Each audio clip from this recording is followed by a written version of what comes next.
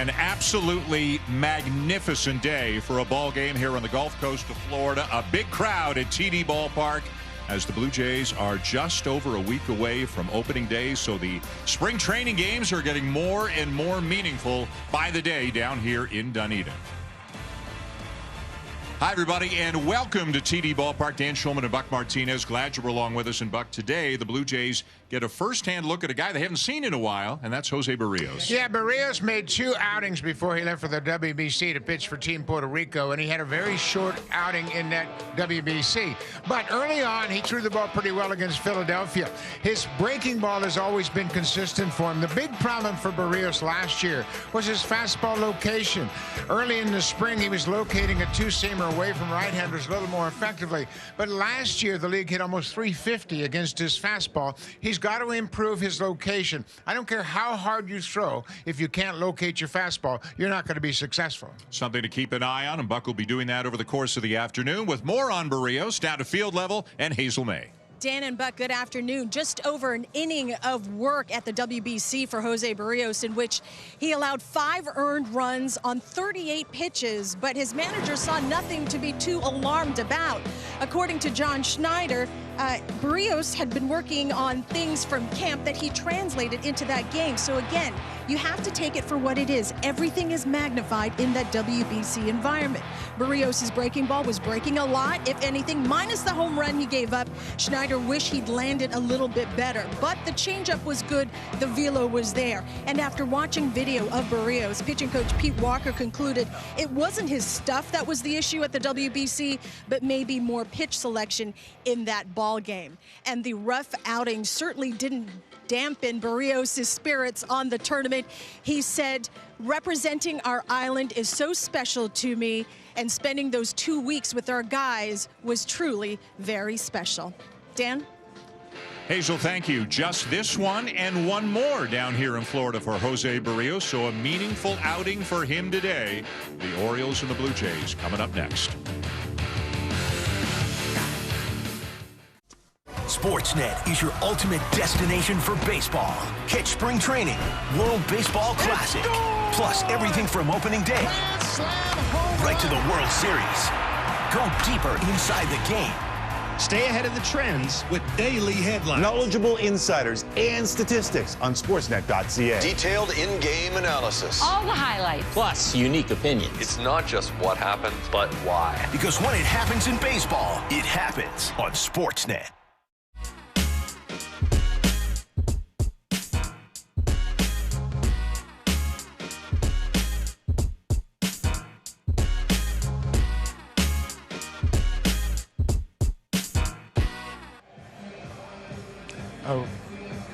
Well, he was the opening day starter a year ago, Jose Barrios, but Buck, he had he had the most difficult year of his major league career, and he would obviously like to be much more of a contributor to the Blue Jays here in 2023. And again, a bit of an unusual buildup for Barrios, coming off a stint with Puerto Rico in the WBC. So today's a day to really get that pitch count up and hopefully have some good success out there as well. Yeah, it sure is. And last year, opening day didn't go well for him. He lasted just a third of an inning, his shortest outing of his career.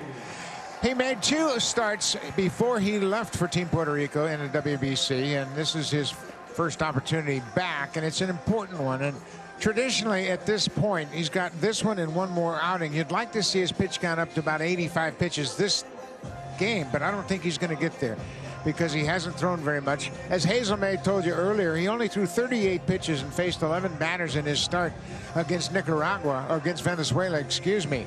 So he needs to face some hitters, and he's got a challenge today. 7 left-handed hitters in the Orioles lineup, and that has been a problem for him in the past. And 7 left-handed batters. Not a lot of the guys I don't think that you will see in the opening day lineup for the Baltimore Orioles, but they do have some big leaguers, some guys who figure to be on the roster at the very least. Terrin Vavra, Kyle Stowers, Ryan McKenna all saw time with the Orioles last year. Some newcomers like Frenchie Cordero and Nomar Mazara, so some decent challenges here for Jose Barrios as the Orioles have come north from Sarasota on this beautiful afternoon to take on the Blue Jays here today. Now we talk about Barrios, and one thing that you get with Barrios is consistency. Over the last four full seasons, he's made 32 starts, and he is reliable. He will go to the mound and he will post, but last year his numbers were not good. 5.23 ERA, that's the highest earned run average of his career outside of his rookie season with the Twins. And it all gets back to locating his fastball. He's got good velocity. He hasn't lost velocity. John Schneider knows that maybe location of the fastball and sequencing his pitches a little more effectively could help him turn things around. Terrin Vavra is going to lead it off for Baltimore, a guy who made his major league debut last year, appeared in 40 games, hitting .258. And underway here in Dunedin with a fastball in over the outside corner for a strike.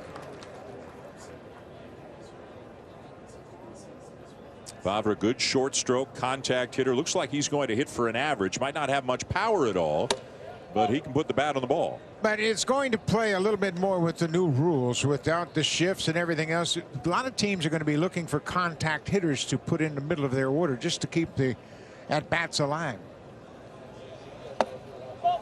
And the 1-1 breaking ball we were talking before the game. What do you want to call it this year, a slider or a curve? And because there's no consensus on it at all. No, not at all, and especially the left-handers. He's looking to throw that backdoor breaking ball with a little more depth, so it will look a little bit more like a curveball. All right, let's go with curveball until somebody corrects us. Absolutely. You can call it a slider because of its velocity, but it breaks like a curveball. It's hard. It'll be 83, 84 miles an hour. But he's basically two fastballs, a breaking ball, and a changeup. And last year, as we mentioned, his fastball got hit to the tune of a 350 average, so he's got to improve upon that. The 2-2 on the way, and that'll miss up and away. There's the breaking ball again. Didn't have a lot of bite to it, and it's a full count. Now, the mystifying thing about Barrios, you talked about how he always posts, and his numbers year after year so consistent from season to season until last year. And he gets a call on the inside corner. Looks like he ran that two-seamer back in for strike three called as we check in with Hazel. Dan and Buck, Barrios was up to 50 pitches before he left for the WBC, and as we mentioned, 38 in that one outing. Now, he did go into the bullpen after he left the game and threw another 30 pitches after to stay on schedule to about 68 pitches. Now, he threw a side session on Sunday, and John Schneider telling me that he'll probably go max 75 pitches, but in his final tune-up, go 85, and that'll keep him on track with the rest of the starters. Guys. Okay, so some extra pitches in the bullpen. Obviously not game intensity, but still keeping the arm fresh and strong. Thank you, Hazel. And so 70-some pitches today. One more start here in Florida, and then if you were to wager a guess, Buck, would you guess that Barrios is the number 4 starter first time through the rotation? Yes, which means he would open up in Kansas City against the Royals. Kyle Stowers, the left fielder, is the batter for the Orioles. 2 balls and a strike on him. I think if you just sit down and go through the math and you look where Manoah is pitching and Gosman is pitching and Bassett, I think you can figure out what the rotation is. Yeah. I can even figure that out.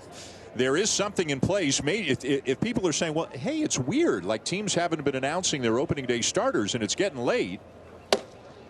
They went around 2-2. There's actually something to it, although it's not well known at all. Major League Baseball kind of wants to make it an event on Friday where all of the teams announce their opening day starters. So I don't think teams are allowed to do it until Friday.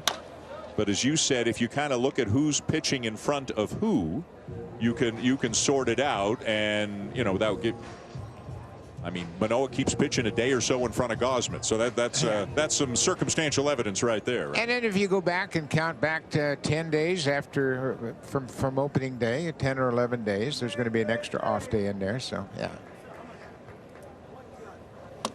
And a swing and a miss. Back-to-back strikeouts for Barrios to get it started.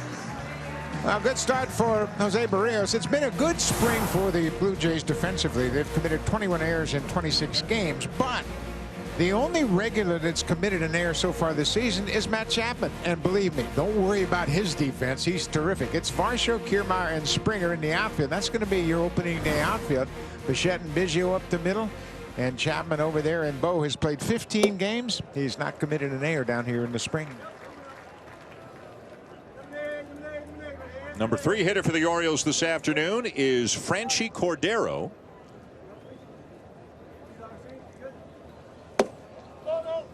And that one misses. It's a ball and a strike on Cordero. He is at first base today. Left-handed batter. Got some pop, but got a lot of swing and a miss in his game as well. You see his numbers with Boston last year.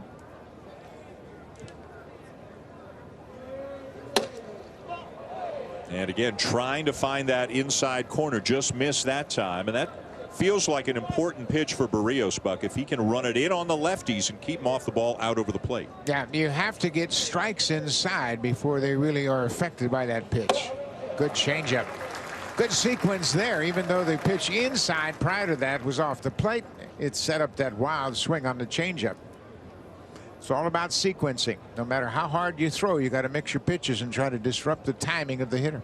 Alejandro Kirk behind the plate for the Blue Jays today, as that one misses inside. Danny Jansen is over at the minor league complex. He is catching Chris Bassett, who is throwing over there rather than making a start in a major league game this time around, and Mitch White will also be throwing.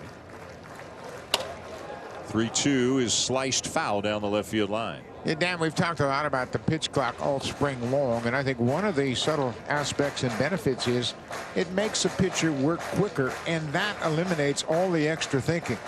You just get on the mound, you get a sign, more often than not you agree to it, and you don't have to grab the rosin bag and think about the next pitch. I like it for a lot of reasons. 3-2. Chopped foul. We have seen some very awkward swings in this at bat, and that's another good sign. Remember last year when Berríos was moving on the mound, he was changing his hands, he was afraid that he was tipping pitches and all that. Even if there isn't anything there, that wears on your mind. And I think he's in a good spot mentally this spring. And he just struck out the side here in the first. Getting Fabra, Stowers, and Cordero. A good start for Jose Berríos here in Dunedin.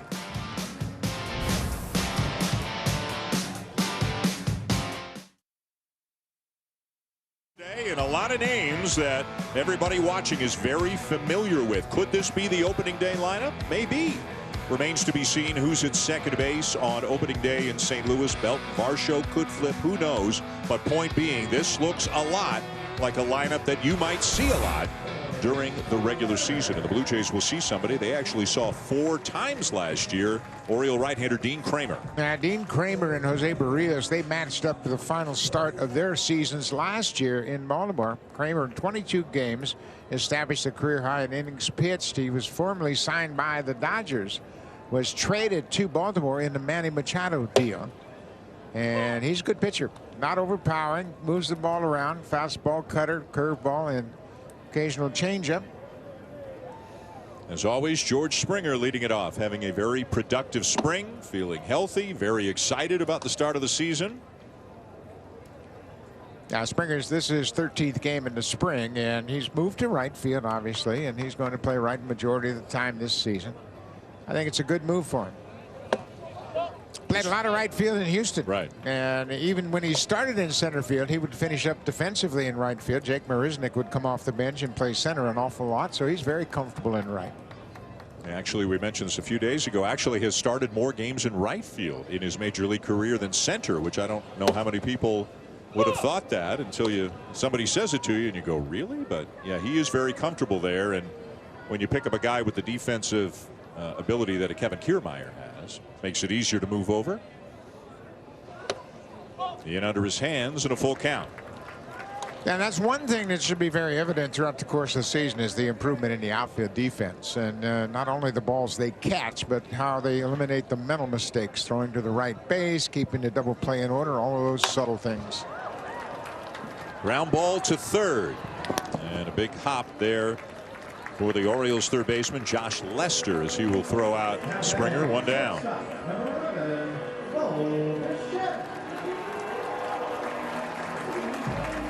So number 2 hitter for Dean Kramer will be Bo Bichette, also having a very productive spring. You talked about his defense has not committed an error in 15 games. And again, spring numbers need to be taken with a grain of salt, but those are some really good numbers for Bo Bichette. Yeah, Bo can hit. There's no getting around it. He can flat out hit. He just likes where he's at right now. Numbers, like you say, don't mean anything, but you look at the approach. And so often, I mean, he's hitting the ball to the right side of the diamond. He's letting the ball travel a lot, getting a good look at the pitches. Oh, boy, he has given this one a ride to deep left field, and no doubt about it. Bo Bichette goes deep, and the Blue Jays take a 1-0 lead.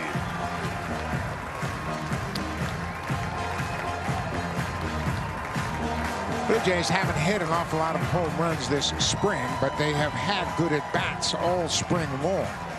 And I think now, this game, to me, is the beginning of the real spring training, when you get ready for the season. They had an off day yesterday, and Bo, after fouling off the first pitch, sits back and hits a curveball, and he hammers it deep over the fence in left field. But now I think the lineup, the pitching matchups, everything kind of indicates that the Blue Jays have turned up the intensity a little bit this last final 6 games of the spring. So 1-0 Jays in the bottom of the first. Here is Vladimir Guerrero Jr. Gets jammed and flares it just over the head of Vabra into right field for a bloop single.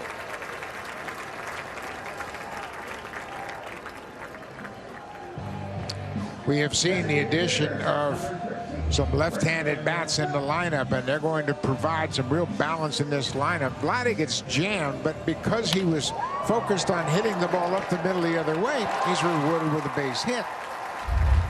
Vladdy and Bo, they're going to be among the leaders in hits this year once again in the American League. Hitting in the cleanup spot today is Brandon Belt, who is making his 6th start of the spring. Again, coming off knee surgery when he was a Giant last year. The Blue Jays kind of easing him into things here in the second half of spring training. Has played 1 game at first base. He has DH'd the rest, and he'll predominantly be a DH for the Blue Jays. What do you like about the signing of Brandon Belt? Well, he's a veteran. He's a World Series champion. He brings a lot of experience, and I think the addition of another left-handed bat is huge. One thing the Blue Jays have done consistently, this front office has always said, we're always going to try to improve the chemistry and the character of our team, and this is another guy that fits the mold perfectly. And Don Mattingly, he doesn't have having him on the bench either. But this whole team is about a team concept, and it has been consistent all spring long.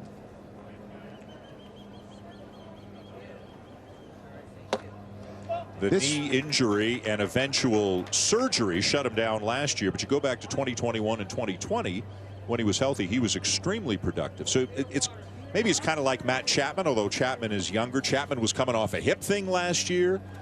You know, now Belt's coming off knee surgery, so you don't know if you're going to get last year's Belt or the Belt of 2 years ago or somewhere in between. So kind of a bit of a wild card, I guess. And the same situation with Kevin Kiermaier. Yep. Coming back from that hip surgery, but you know, Belt's got a track record, and you always build on that, and he says he's feeling great. Guerrero is running. Swing and a miss by Belt. He strikes out, and it's a strike him out, throw him out, double play to win the inning. But the Blue Jays have an early lead on the home run from Bo Bichette. A Vladimir Guerrero Gold Glove stretch bobblehead. That's coming your way Wednesday, April the 12th. That's the second home game of the regular season for the Blue Jays. They'll take on the Tigers, and that bobblehead is presented by TD. Visit BlueJays.com/tickets now. You remember when bobbleheads were just one body and one big head, and that's all they were? Now we got everything. We got hair, we got stretches, we got Romano and Jansen doing their handshake afterwards. I mean, all kinds of great bobbleheads. Dan Schulman, Buck Martinez, Hazel May. 1-0 Blue Jays, top of the second. If you're just joining us, Jose Barrios struck out the side in the first. This is Ryan O'Hearn, who is DHing today, leading off the second. And he rolls over on one, hits a ground ball right to Kevin Biggio out at second, 1 down. Now, I know it's early and he's faced 4 batters, but the thing that I take out of what I've seen so far today is how the hitters are taking awkward swings at Barrios. They're not seeing him well. The contact has been soft. He's been throwing some good changeups early on. And I like his body language. you can see his body language tells you that he feels pretty good about what he's featuring early in this game. Nomar Mazara, the batter, and he stings one into center field for a base hit. The former Texas Ranger, among other things, was with San Diego last year. First hit, first base runner of the afternoon for the Orioles. We talked about it a little bit off the top, but left-handed batters really hurt Barrios last year, and a lot of that was on the fastball. You can see the elevated numbers against lefties, and he's getting a good workout here today because 7 of the 9 batters for the Orioles this afternoon hit left. 20 of the 29 home runs he surrendered were off the left-handed hitters, and that's why it's important that he throws that two-seam fastball inside to the lefties to buy him a little more freedom on the outside part of the plate. You have to keep him honest by throwing strikes inside, not just pitch inside. A broken back ground ball weakly to short. Bichette to second one. Biggio to first. Not in time. Vladdy looking into the dugout, then remembering it's spring training. There's no video replay here in the spring, but I think he wanted them to have a look at that. Yeah, pretty good turn. The ball wasn't that sharply hit because, as Dan mentioned, it was a broken bat, and another soft contact off the offering of Jose Barrios. Good turn at second by Biggio, but not in time. And during the regular season, they'd probably take a look at this. Boom. Looks like he's out. He would have been out. Yep.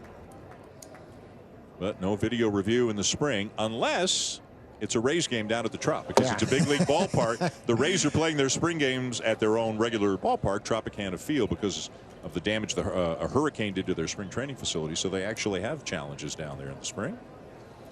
Here's Josh Lester. You see his numbers a year ago when he was in the Tigers system. Big power numbers. He hits a ground ball to second. Easy play for Biggio, and it's another solid inning for Jose Barrios. DH this afternoon, a role he'll likely be in for the majority of the season. But on Sunday at Tropicana Field, he played first base for the first time since he went under the knife with knee surgery last summer. And I asked him how that knee held up during and after the ball game. I never really thought much about it, he told me, but honestly, it felt better than I thought it would.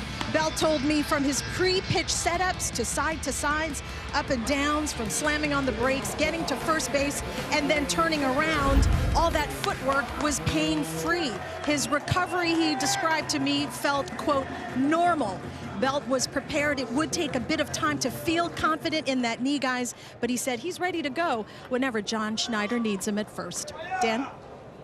Hazel, thank you. As we go to the bottom of the second, 1-0 Blue Jays. Alejandro Kirk, the batter. And realistically, Buck, assuming that Guerrero is healthy, you know, Belt is going to DH the vast majority of the time. He might not play every day. He might sit against some lefties. They don't need a ton of first base out of him, assuming that Vladdy is fine. No. The last time he played every day was 2019. A fly ball lofted down the left field line off the bat of Kirk, and Stowers is there in the corner to make the catch, one down. Yeah, I think if Brandon Belt gives you 350 at bats, and most of those coming against right-handed pitching, he's going to be a very important offensive part of this team. He'll pick his spots, and certainly you wouldn't expect him to play an awful lot against the tougher left-handers, but if he gets hot, you can pencil him in just about every day in that spot as the DH. Here's Dalton Varsho, of course, who is going to be the primary left fielder for the Blue Jays. Can slide over to center if Kiermaier's got a day off. Also can play right. He's actually played more center and right in the big leagues than he has left. Comfortable anywhere. And I think a guy the Blue Jays fans are really going to enjoy. Plays the game hard. Has a bit of a football mentality out there. Didn't hit for a great average last year at .235 with the Diamondbacks, but he's got power, 27 homers. He is a terrific base runner, a terrific defensive player, and a guy who can help you win games in a number of different ways. Yeah, he's played a lot this spring. He's got 41 at-bats coming into this game. This is his 17th spring training game. And he wants to play a lot, wants to get used to his teammates, wants to establish himself, and he's going to see some pitchers he hasn't faced before. His spring training, of course, with the Diamondbacks taking place in Arizona. The 2-2 on the way from Dean Kramer, and Varsho has popped it up back of short.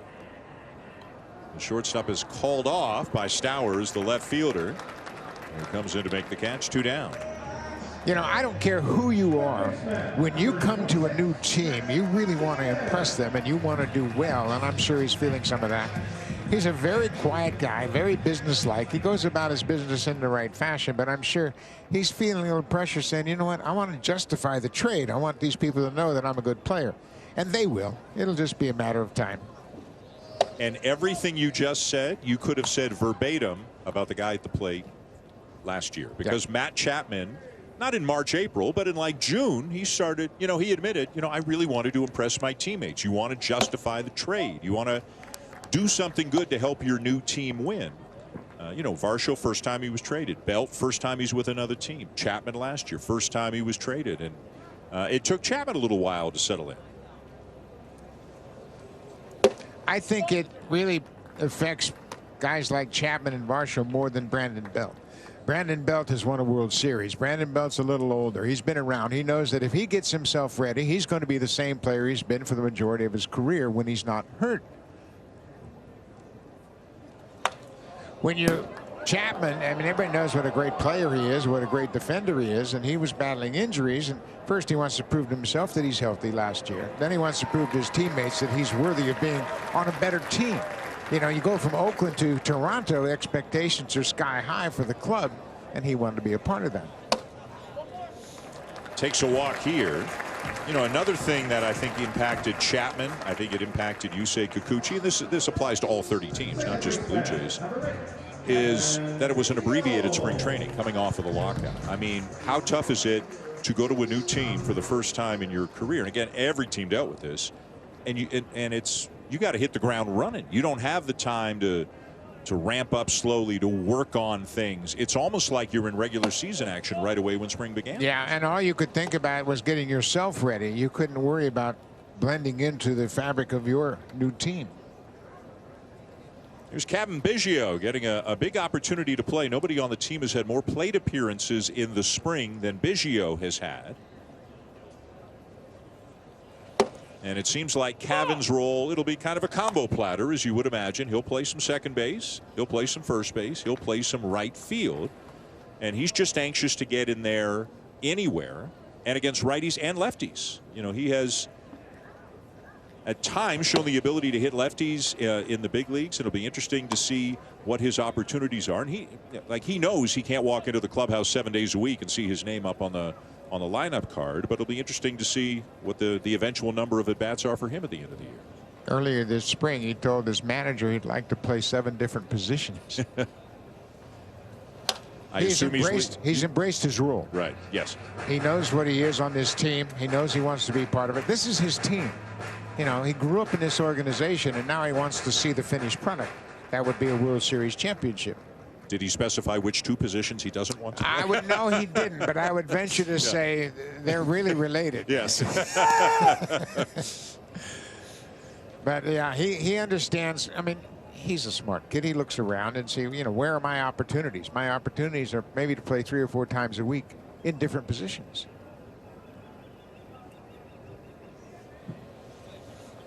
And you mentioned with respect to Belt, I believe, you know, if he gets 350 at bats or something like that, Biggio, Whit Merrifield, Santiago Espinal, you could have a lot of Kiermaier, who knows, you could have a lot of guys at 350, 400, 450, depending on health and matchups. And it feels like the Blue Jays, because they've got the left-handed bats now, might have the ability to put guys in roles in which they are more likely to succeed. If today is a good matchup for Biggio, he's in there. If tomorrow's not a good matchup for him, he's not. And the same could be said for 3 or 4 other guys. And John Snyder's done a terrific job of getting everybody enough opportunities this spring to let them realize that could be the case. In the air to left center. And Ryan McKenna, the center fielder, in to make the catch. Biggio and the Blue Jays are retired 1-0 at the end of 2.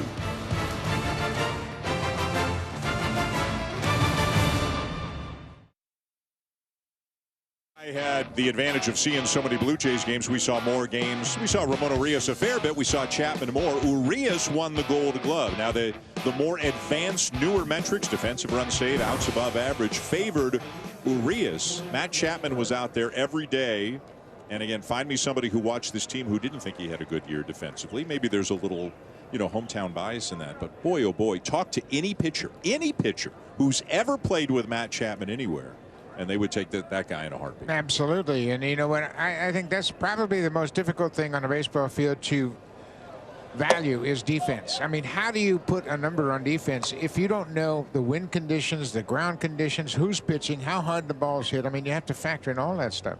And Matt Chapman is so sure-handed. And we mentioned he's had the only 2 errors by a regular Blue Jay this spring, and he was talking about not Mattingly. He says Mattingly seen me make a couple of errors. He's going to think I'm a bad fielder. But he's a terrific defender that takes so much pride in his game, no matter what it is, base running, fielding, and hitting.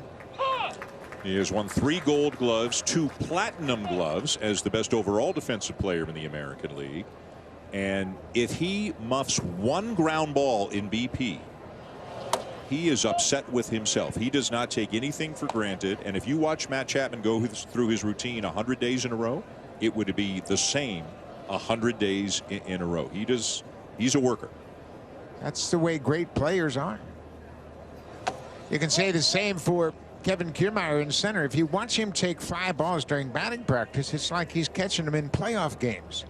He circles underneath it, he gets behind it, he moves towards like he's going to make a throw without anybody on base. Great players have great practice habits.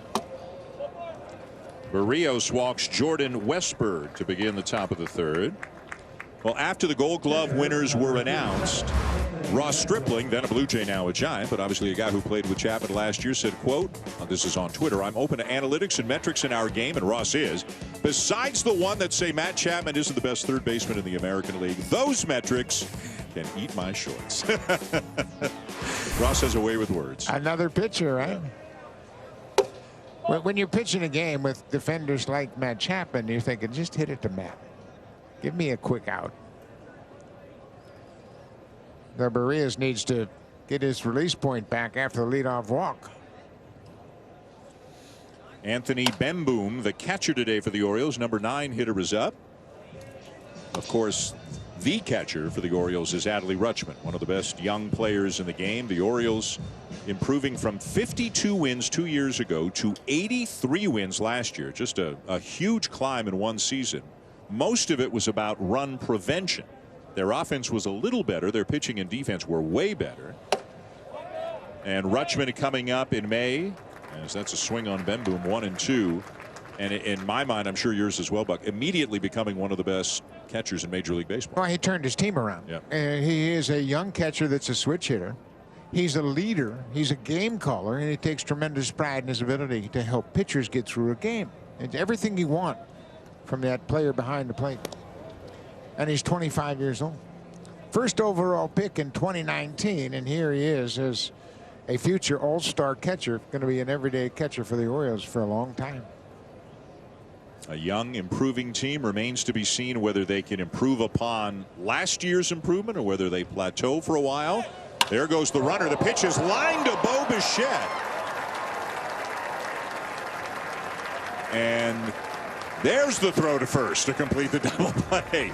Catching it was the first out, but stepping on second, you had to throw to first to get the runner doubled off there, Westberg. But one way or another, it's a double play. Because the runner is starting, look at Bo. He's got to go cover the bag, and it takes him right to the line drive. He steps on the bag, and then he's got plenty of time to throw to first with the runner behind him. So he finally completes the double play. So a hard hit ball, but a couple of outs, and 2 down, and the base is empty. And back around to the top of the order for Terrin Vavra, who was called out on strikes in the first as Barrios ran a nice 2-seam fastball in over the inside corner on the left-hand hitting Vavra. Barrios had a good changeup early in this game. He just missed with that one. It had a lot of movement and missed down low.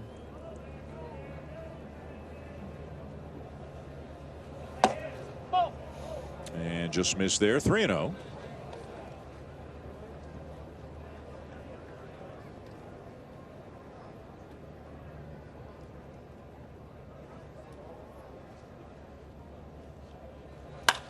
And a green light and a base hit for Vavra. Springer over to cut it off, and he'll hold him to a 2-out single.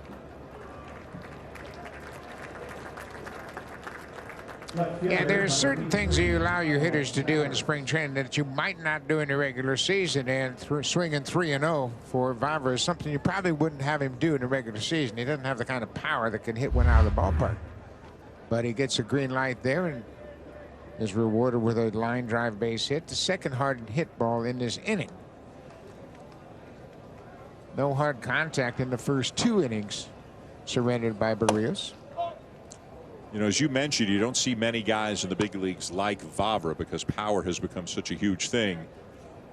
Does he remind you of an old teammate of yours? Is he kind of like a Rance Mulliniks, the kind of short swing? And I mean, it's tough to get it by him. Yeah, and he does a good job of putting the bat on the ball, and we're going to see more of that. I mean, a lot of people who watch the WBC Team USA, Jeff McNeil, the batting champion for the New York Mets, uses an old-fashioned bat. A U1 model bat, chokes up about 4 inches and won a batting title. Yep. Well, that type of player is going to become more valuable as they have eliminated the shifts, and teams are going to look for a little more consistent contact at certain positions. You were there in Arizona for pool play, Canada and the U.S. in the first round, doing great work with Rich Waltz in Arizona. How much fun did you have? It was a blast. Yeah. Absolutely. Getting to know people that you hear about, you didn't see, and young players.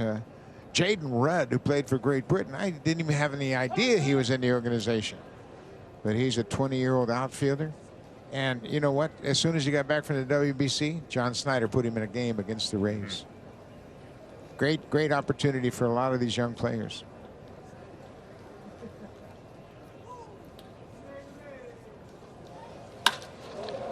And a liner out to second. More hard contact, but Biggio is there to make the play, and the Orioles are retired in the top of the third.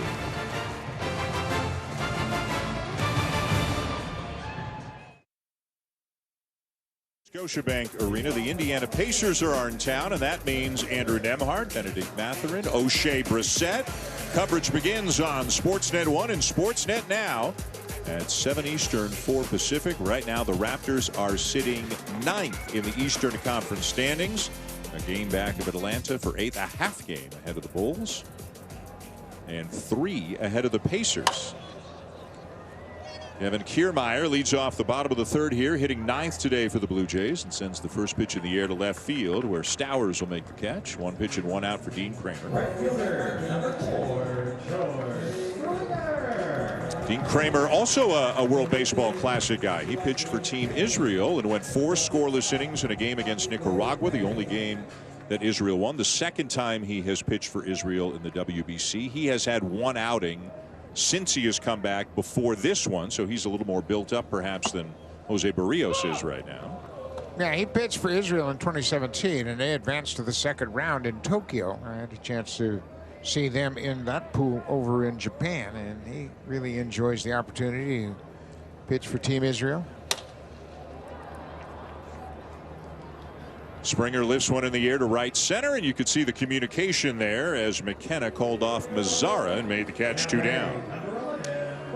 You know, you talk about the World Baseball Classic, and so many players have had their profile elevated by their play. Otto Lopez comes to mind, the way he played for Team Canada. I think he's played himself into a little more prominent position on this ball club as far as making the 26-man roster.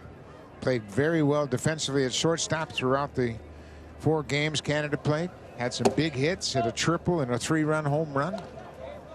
And is going to play in this game today. Had a bit of a groin issue, really, that he was playing through at the World Baseball Classic. When he got back to Dunedin, the Blue Jays decided to just let it heal for a few days, but he is in the game today. Bichette rolls one to the left side, and a good play by Josh Lester to get him, as Kramer retires the Jays in order in the bottom of the third.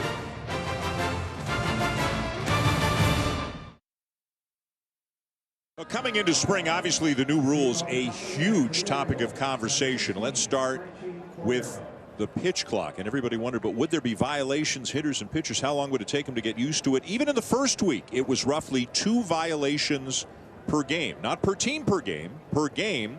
And that's basically been cut in half by the 4th week of the spring. It'll continue to go down in the regular season.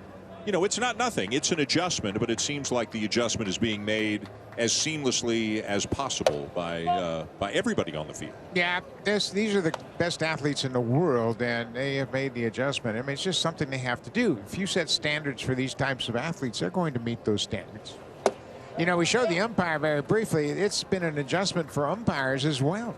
When you think about the pitch clock, they have to keep the pitch clock. They have to watch where the infielders are. Are they all standing on the dirt? Are they in a shift? Are they not in a shift? How many disengagements is that? Lots of things going on for the umpires. Yeah, you and I had a chance to visit with Shane Livensparger, who coincidentally is the second base umpire here today, when we were down at the Trop a couple of days ago. And he was talking about all the different things and all the communication that is necessary between the umpires now to make sure they're on the same page. So if a pitcher steps off, a disengagement as they call it, if Livensparger has the plate, he'll, you know, kind of stick out one finger and look around to the other umpires, and they'll confirm, yes, that is one. You know, it's four working as one on the field right now for the umpires. Barrios will strike out Cordero, and Kirk completes the out down to first. That is the fourth strikeout of the game for Barrios. But it's a lot extra for the umpires, but I think, you know, they've done, as you say, they've done a great job too adjusting to it. Yeah, and they have several meetings. They have Zoom calls during the course of the spring and say, okay, I had this the other day. Have you guys dealt with that? And they talk things out, and before the season starts, they'll have addressed all of these things that have cropped up. Do you think the pitch clock specifically, you know, I think coming in, most people thought it might be harder on the pitchers, that it might favor the hitters. But I think now a lot of people are saying, no, if you're a smart pitcher, you can manipulate it a little bit within the rules and use it to your advantage. As Ryan O'Hearn sends one to left and caught right up against the fence by Varsho, 2 down. Yeah, I think we have seen more situations where the pitcher's dictating the tempo of the at-bat over the hitter. Chris Bassett did it early in the spring by holding the ball and making a hitter wait for him. And hitters can call timeout. I mean, how many times the last few years have we seen a hitter waiting and call a timeout? 2 or 3 times during one at-bat. That can't happen anymore. You get 1 timeout per plate appearance. I think there's only been 1 batter who has used his timeout here today. Maybe that'll increase in the regular season, but everybody seems to be doing well with it. Yeah, and I don't think it's that big a deal. And I think 15 seconds with nobody on, 20 seconds with a runner on is plenty of time. Ample time to get your information and get ready to pitch. Nomar Mazara stings one to left center. Sliding stop there by Varsho, but it pops out of his glove. Throw to second, not in time. Kiermaier backing up the play and made a great 1-hop throw to the bag, and just in there ahead of it was Mazara. Well, we talk about Kiermaier, and he's won Gold Gloves for a reason, but his preparation and his game playing in spring training games, and for a second time, Mazara hits a breaking ball hard off Barrios, and watch Kiermaier. He's right there backing up the play, and he gets on it quickly and makes a terrific throw, and then look at the tag. The tag goes right to the front of the base. It's just a split second late. Kevin Biggio did a heck of a job of taking that throw, but he got a terrific throw from Kiermaier, the center fielder. And that is scored a double for Mazara. So with 2 down and a runner at second, it'll be Ryan McKenna, the center fielder, this afternoon.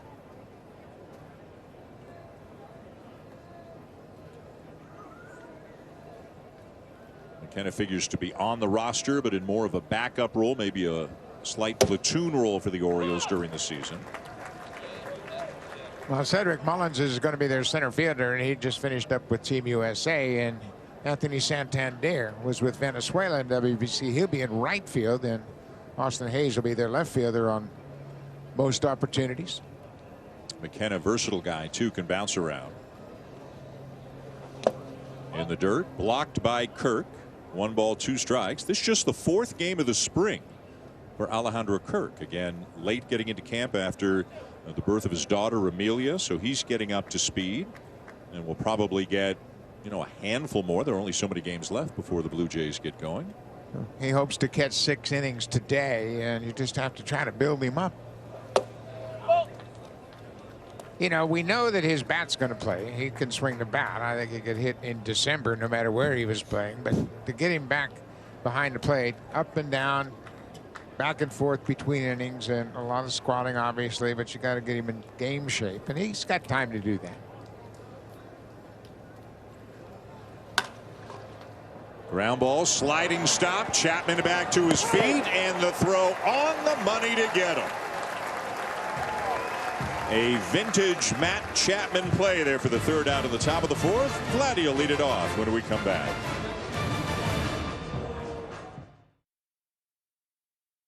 Nestled in Toronto's iconic skyline with live music and signature drinks, you'll experience unbelievable views of the ballpark at the best rooftop in the city. Get your friends together and plan your visit to this exciting spot by heading to BlueJays.com/outfield district today. Obviously, just a couple of weeks, a little bit more than that until the home opener. So it's getting serious at the ballpark. Vladdy pops one up, and it'll be the pitcher, Kramer, who makes the catch because Bemboom, the catcher, didn't get there, didn't want much to do with it. Cordero, the first baseman, didn't get there. Kramer said, all right, I'll take it. Yeah, and that's got to be caught by an infielder, and I'm sure they're going to talk about this. But look at the first baseman. He's a little tentative. He's not sure. You got it, you got it, you got it. No, Kramer says, that's my ball. Nobody else wants to catch it. What's up with you guys? You know, ideally, the second baseman's got to come in. That's an easier play for him. He's got a much better angle. But the last person you want to try to make that catch is the pitcher. And as you well know, there's no such thing as a routine pop-up in Florida. In spring training, right. My God, they go up there forever and you can't find them, and there's no depth perception. Brandon Belt struck out his first time up. And that's a hard play for a catcher to run all the way out toward the mound because the ball's going to be going away from you, and you can't get turned around. But one of the infielders is second baseman, first base. They got to call the pitcher off and take charge, but nobody wanted it. Well, Cordero ran to like in the general direction of. Oh yeah, but he was looking at the catcher. Yeah. He wanted to be in the neighborhood, but he wasn't going to take charge. Right.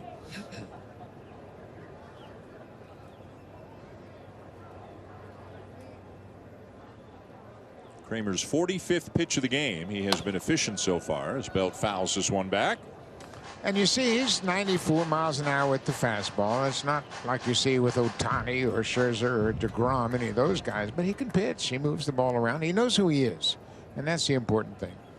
He's not chasing velocity. He's just trying to make quality pitches and mix his pitches up effectively. And he gets Belt for the second time today. Step up to the plate and take on any DIY project. At Home Hardware Building Centers, we have everything to build anything. Here's how. Just a magnificent day here in Dunedin. You are looking at nearby Clearwater Beach. Blue Jays up 1-0, bottom of the fourth, and a home run by Bo Bichette, Dan Schulman, Buck Martinez, Hazel May. Glad you were along with us. We have games for you again Friday and Saturday. They are evening games, 6 o'clock starts that we will have for you here. Kirk grounds one up the middle, and the shortstop Westberg to his left to make the play, as Kramer has now set down a 7 in a row.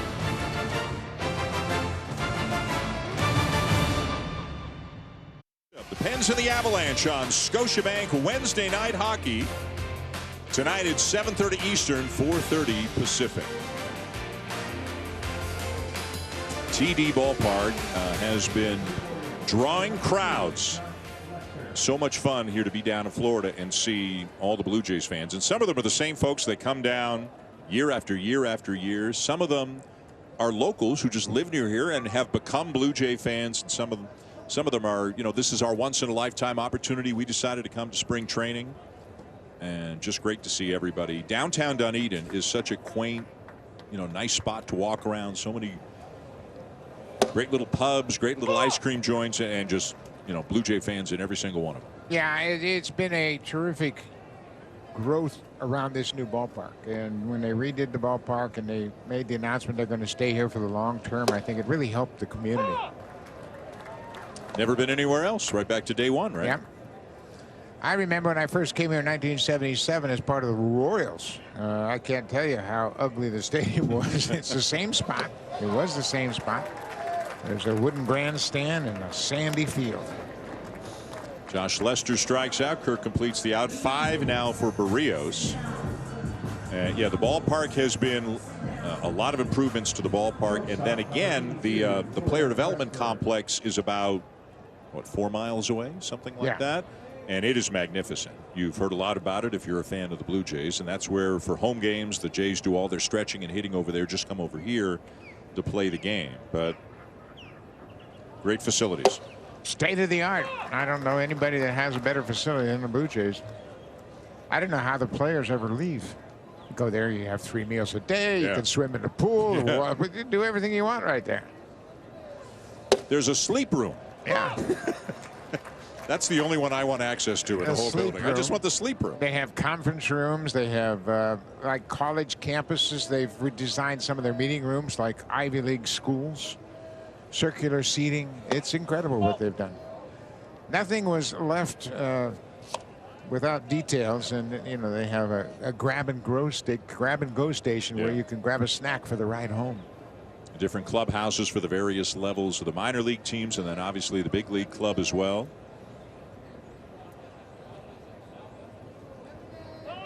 We used to stop at the 7-Eleven on the way home. Oh, violation. There's a violation, yeah. Barrios, who generally is a very quick worker, was not ready in time, so a ball has been added to the count. It's now 2-2. He's the quickest worker on the staff. And he just missed off the outside corner. It's full. Yeah, it's been a very conservative strike zone all afternoon, and it started in the first inning where he made some good pitches. Makes a pretty good pitch here, doesn't get the call, and it's been a tight strike zone all afternoon. Goes to the curve, and it's fouled off. Well, 67 pitches into the 5th inning, 5 strikeouts, just 1 walk. I'd say 2 or 3 hard hit balls. Pretty good results today for Jose Barrios.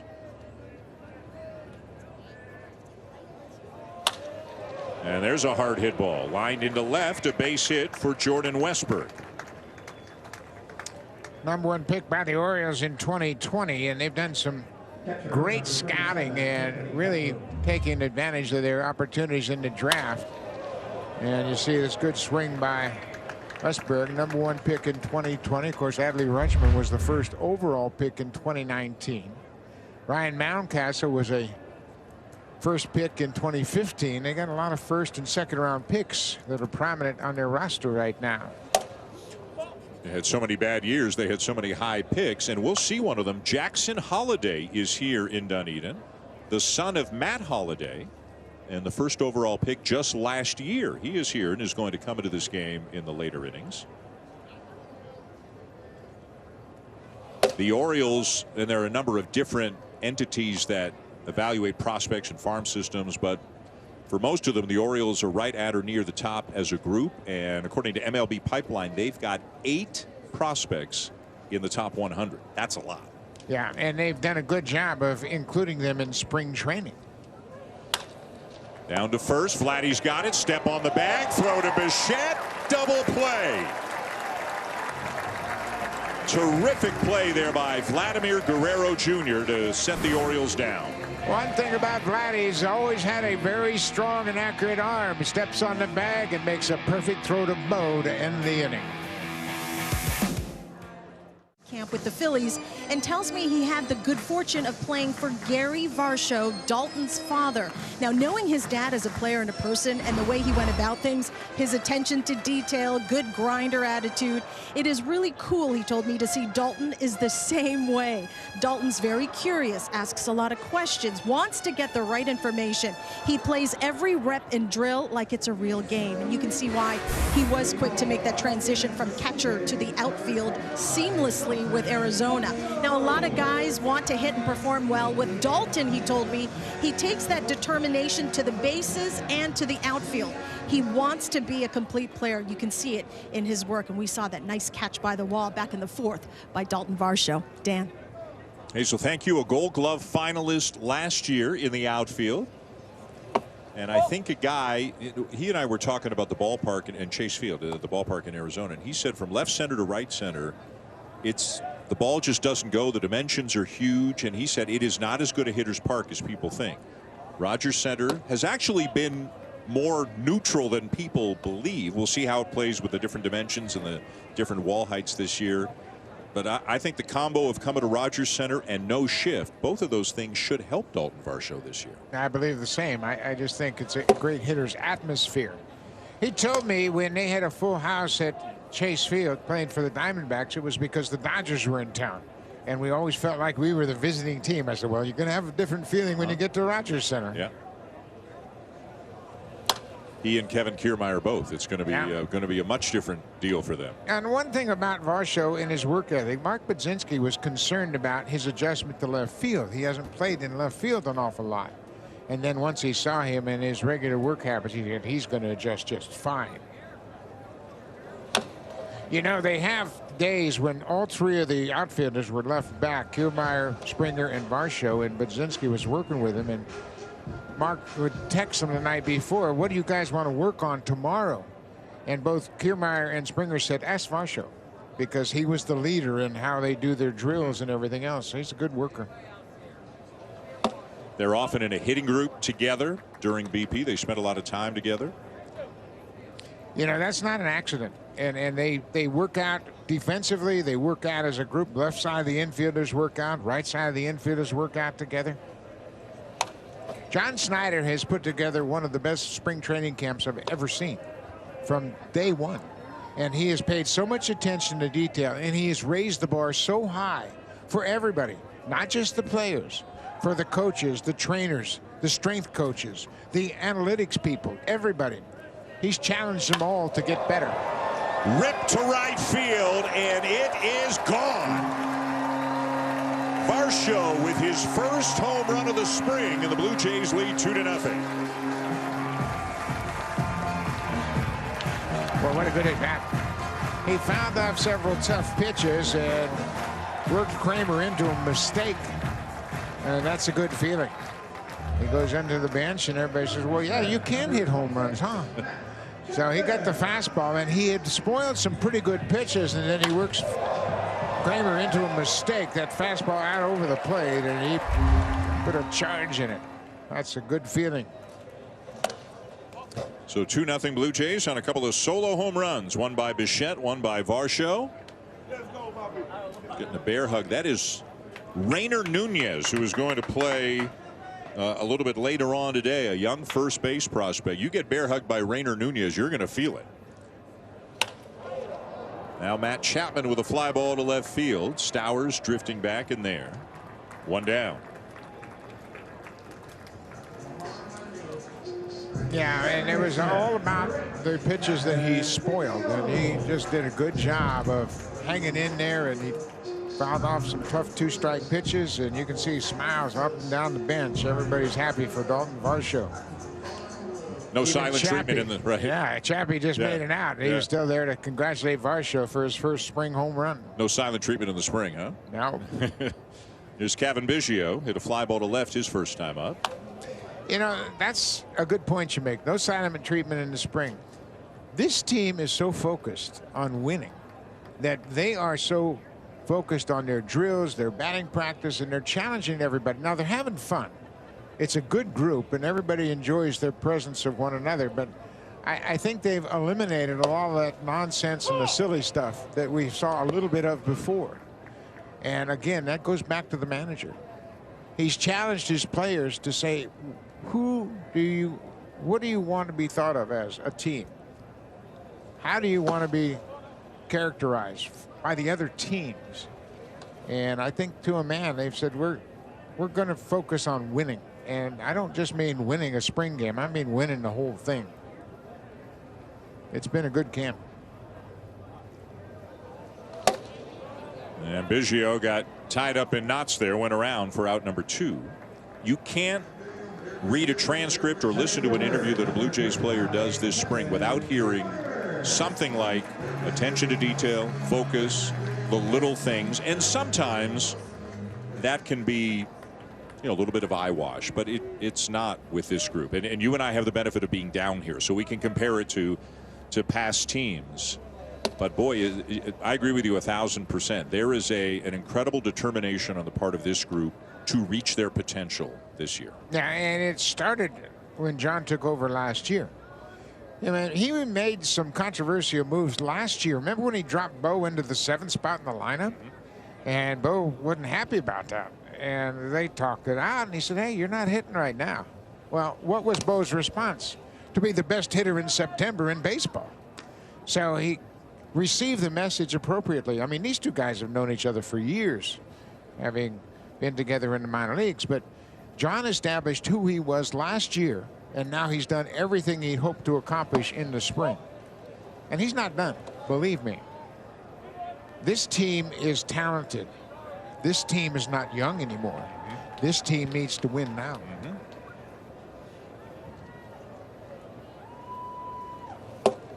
And don't you think the sting of last year, the way Game 2 ended, happened last year, I mean, they might not talk about it, but you can't forget it. If you don't get motivated by that loss, you'll never be motivated. They were up, what, 8-0? One hopper down to first. Kramer over to cover in time. Kiermaier retired, and the Blue Jays along with him. But they have added a run. Dalton Varsho with his first home run of the spring after a lengthy at-bat. And he and his new buddies all loving it. Bar with unprecedented views to catch all the action up close. This space is an ode to many of the great catches made throughout the years at Rogers Center. So get some tickets today and witness the next great catch. In center field from left center to right center. The height of the outfield wall is coming down. It's, I believe, from 10 to 8. So some catches. Mr. Kiermaier will probably lead the group. Some catches will definitely be made over that fence here this season. Meanwhile, Jose Barrios up over 70 pitches and working into the 6th inning. Jose Barrios' best season came in 2019 with the Minnesota Twins. He went 14-8 that year. And in spring that season, he threw 20 1/3 innings, the most he'd ever thrown in spring training. Vavra hits one to deep left center, and it is gone. That hit up above the fence off that signboard up there and bounced back down into the field of play. A home run for Terrin Vavra. We mentioned Vavra's not the kind of guy that you want to hit 3-0. Well, he got a base hit 3-0 in the 3rd inning, and that time he put a charge in it going opposite field. His second home run of the spring. Stays on it. He's got a good swing. I mean, you have a tendency to overlook him because he doesn't have the type of power that you'd like to see, but he's hit over 330 in the spring so far, and he's making an impression on his manager. Now Kyle Stowers, as Barrios would love to finish up strong. At some point you got to believe he's going to reach his pitch count and come out this inning unless he gets through it very quickly. There is activity in the bullpen as Tim Meza will make an appearance today.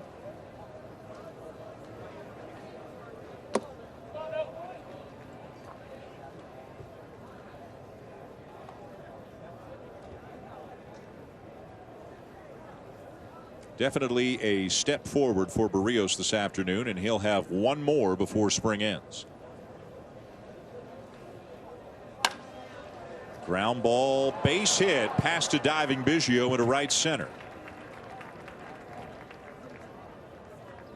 Yeah, he's getting near the end, obviously, having gone up and down, and that base hit might be the end of his day. But it's been a very good day and a very productive day for Jose Barrios in his return from the WBC.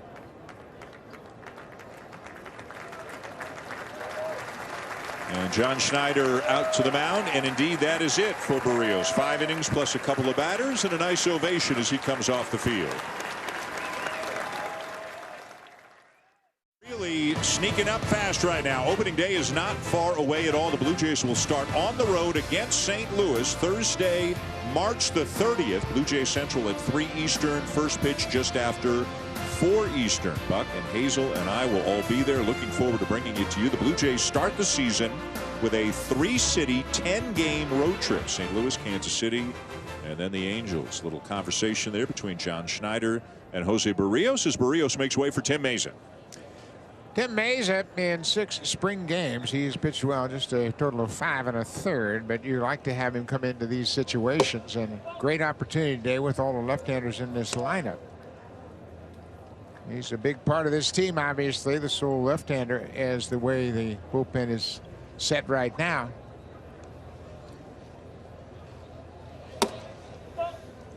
And falls behind 2-0.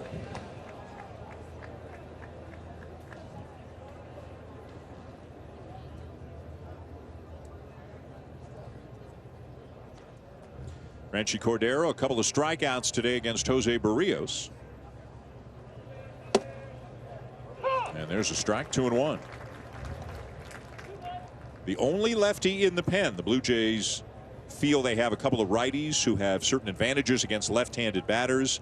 But even if that is so, when you're the only left-hander in the bullpen, you get a very important job. Yeah, and they'd love to have another one, but that's the luxury they don't have right now. And, you know, you talk about the team not being young anymore. Mays is 31 now. And, of course, he missed some time with that Tommy John surgery after the 19 season. But he was a terrific pitcher for them last year, going 8-1, made 63 appearances. Weekly hit to third, charging Chapman, throws on the run, and a big stretch by Guerrero at the other end. Cordero retired, Stowers to second. You know, Matty's got such a strong arm. That was a little bit out of character. He had to throw on a run and give Vladdy a high throw, but Vladdy's done such a good job learning the fundamentals of playing first. He maintains contact with the bag, and he's able to stretch high over his right shoulder to make the grab. And that happens every single day with Don Mattingly.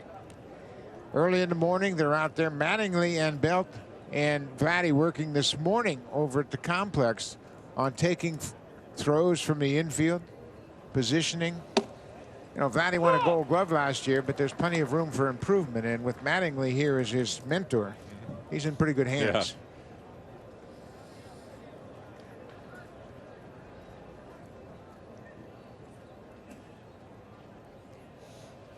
I think that's a play, Buck, where 2 years ago when Vladdy was still really getting comfortable at first base, you could see the inexperience a little bit. And sometimes he would stretch early before the ball's coming, and then it's hard to kind of redirect yourself.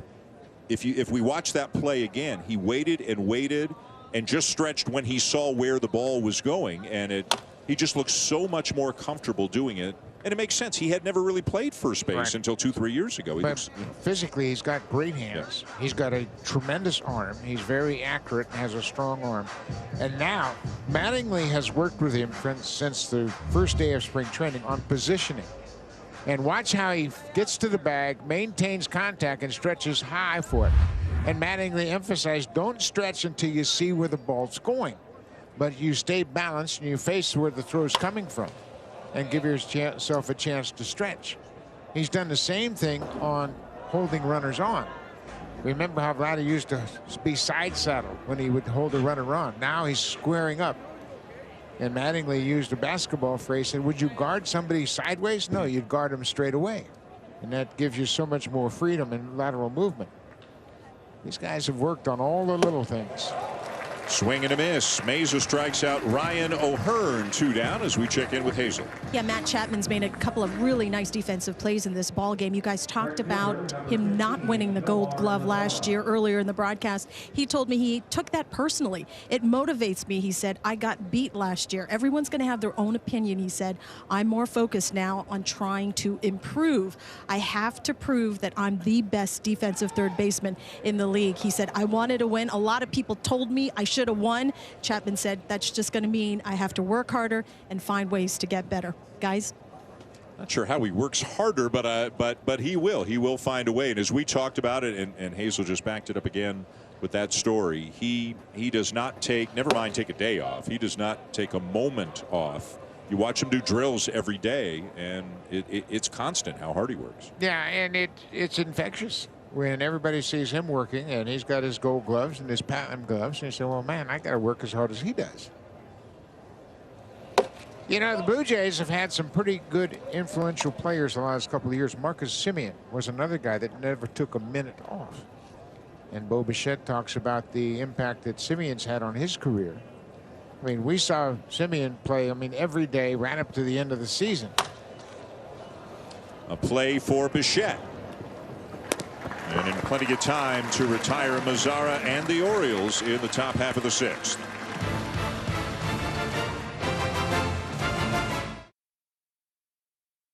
Blue Jays 2 and the Orioles 1 here at TD Ballpark. And between innings, as Tim Meza was coming off the field, he stopped and had a fairly lengthy conversation, Buck, with first base umpire James Hoy. What'd you see? Yeah, and you can see they're talking about the set position. Hoy demonstrating with his hands coming together, talking about stops, and there's been so much talk about relief pitchers, especially how you come stop, when you unload, and umpires. They're really anxious to help players figure out, you know, there's a lot of new things going on with the disengagement rule on the rubber and all that. So good on the umpire to have the time for Tim Meza to answer some of his concerns. New pitcher for the Orioles, right-hander Andrew Politti. He is a Rule 5 draftee by the Orioles from the Red Sox organization. So they're hoping to keep him and keep him on the roster and see what he might bring for them. George Springer is going to lead it off, and we also have Jose Barrios on headset, fresh off the field after a solid outing today against the Orioles. Jose, welcome back. How did today feel for you? Yeah, thank you guys. You know, I'm happy to be back here, having fun with our guys. You know, finishing what we started from, you know, day 1 spring training, so we're here to roll. You got in 77 pitches, and you got to go out there for the 6th inning. How pleased are you that you were able to throw that many pitches in this outing? I mean, you know, thanks God. That was the plan today, you know, throw 75, 80 pitches, so we're able to throw 77. And, I mean, right now I feel healthy and strong, so that's a good sign for me. And were you, Jose, you know, still at the I'm working on things stage, or were you looking for results today? What was your mindset going into this start? I mean, we still spring training, but we almost, you know, start season. So, yeah, I had to, like, keep working on something, but I had that competition feeling, like, you know, attack the hitter, just stick my glove side with every pitch. So, I mean, I think I did well today, you know, glove side with fastball twosing. So that's opened my change away against the lefty. Your changeup was exceptional today. You must be pleased with the way it worked on these Oriole hitters. Yeah, I mean, they bring a lot of lefty today. So Kirk and I, we had a plan. We trying to you know, execute our plan, and we did it. You've been away from the team to Team Puerto Rico, and you got to pitch against Nicaragua. How did that help you in intensifying your focus? I mean, you want to do well for your country, and you got a chance to pitch in that atmosphere. Did that help you get ramped up a little earlier in your mind? I mean, I threw the second game against Venezuela. I just threw 1 inning. I had a bad outing, but I mean, you know, playing that muffler, like that energy, you know, giving like no advice, but like some feeling like that's the fun we're gonna have this year. I mean, we had the group, we had the talent, so right now it's just believing ourselves. Had that feeling and bring to the, you know, to this between those two lines, and, you know, having fun doing what I love, is pitching baseball. Did it feel like the equivalent of a major league playoff game, the kind of atmosphere? Yeah, it was crazy. Yeah, you know, every pitch, every play, every inning, it was amazing. How did it feel playing for Yadier Molina, the manager? I mean, special. The same energy he had playing baseball, now he brings it like a manager. He brings to us, he shared to us, and we are happy and proud to play for him. Jose, obviously last year did not go the way you wanted it to go. You've always been such a consistent pitcher in terms of your results before last year. You know, as Bichette will ground out to second. As you went into the off-season, you know, how was the off-season for you, trying to put last season behind you and work towards a better year here this year? Sure. I mean, obviously, I don't have the year I wanted last year, but, you know, one thing I know is we have another opportunity, another day, another year to improve myself, and, you know, God give nice gift and ability to play this beautiful sport. It's just keep making adjustment, you know, believe in myself. I've been working, you know, the couple things I've been doing adjustment, and, you know, so far I've been seeing, you know, pretty well. We appreciate the time. Good luck this season. We look forward to talking to you all throughout the year. Thanks, Jose. Thank you, guys. God bless you. See you. Jose Barrios as the Blue Jays go in order, and we are through 6. It's the new outfield district. All fans come into the ballpark and visit the spaces when they attend the game, and there will be unique menu offerings, exciting new views of the field, and live entertainment to enhance the atmosphere in each space. Get your tickets today for the season's first homestand, April the 11th to the 16th. Visit bluejays.com/outfield district today. It will be the Tigers and the Rays on that first homestand of the season in mid-April. After the Blue Jays start the year with 10 games on the road to give the folks a little bit more time to finish off the renovations at the ballpark. New pitcher for the Blue Jays, Buck, Jimmy Garcia. Jimmy Garcia has been terrific. What an addition he has been this spring. Just a total of 3 innings, but he got a chance to pitch for Team Dominican Republic in the World Baseball Classic and had a great inning against Venezuela. Big power arm. He's got a fastball that, yeah, he hits 97, 98 as he did in the Classic, but it plays even harder than that because of his delivery. A little bit of a high 3/4 delivery, hides the ball very well. Got a lot of late life on that pitch. That's a changeup in there. Ryan McKenna leading off the 7th for the Orioles. A 2-1 lead for the Blue Jays. McKenna is 0 for 2 and just used his timeout. That's why you can see after the umpire will put his hands up, he'll either point at the hitter if it's a timeout, or he'll signal a new count if there was a violation on either the hitter or the pitcher, trying to let everybody in the ballpark know exactly what happened.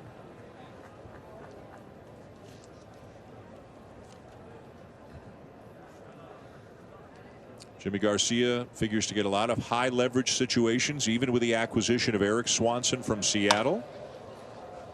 This one in the air to right. Looked like it took Springer a moment to find it in the high sky here in Florida, but he's there, 1 down. Yeah, I think Garcia is going to be 7th, 8th inning guy. I think he can really come in and get outs without contact, and that's important, especially in the AL East. You want some swing and a miss in their bullpen, but with Swanson and Garcia and Meza at the back end, and then the anchor Jordan Romano, it'll be interesting to see how they're going to finish up this bullpen. Obviously, they haven't gotten down to their 26-man roster yet. There are still 42 players in camp, and they've got to get down obviously before they go to St. Louis, but Jimmy Garcia is going to be on the team, no question about that. One of the guys who might fill that last spot on the pen is throwing in a minor league game over at the PDC today. That's Mitch White. A late start this year because of a shoulder impingement, and whether White is ready to start the season as kind of the long man in the pen, or whether they start him on the IL and kind of build him up, remains to be seen. You got Nate Pearson in the conversation. You've got Zach Pop in the conversation, and it appears 7 of the 8 spots filled in the bullpen, 1 still available. Yeah, a guy that has kind of pitched his way into the conversation is Jay Jackson. He has a lot of experience. He's not a kid by any means. He's pitched in Japan, pitched in the big leagues before, but he's caught everybody's attention. So I don't think it's really a done deal as to how they're going to sort things out. Of course, Jay Jackson is a non-roster invitee, so that is a question that has to be addressed as well. And for the 2nd time today, Varsho's got just enough room in front of the wall to make a catch. Step up to the plate and take on any DIY project. At Home Hardware Building Centers, we have everything to build anything. Here's how. Top of the 7th here at TD Ballpark in Dunedin. Dalton Varsho's settling in the outfield for the Blue Jays. All of the starters, pitchers aside obviously, are still in the game for the Blue Jays, getting late in the spring, and guys are staying in the game a little bit longer. 2 down now for Jordan Westberg, young shortstop who split time between AA and AAA last year, hit 27 home runs.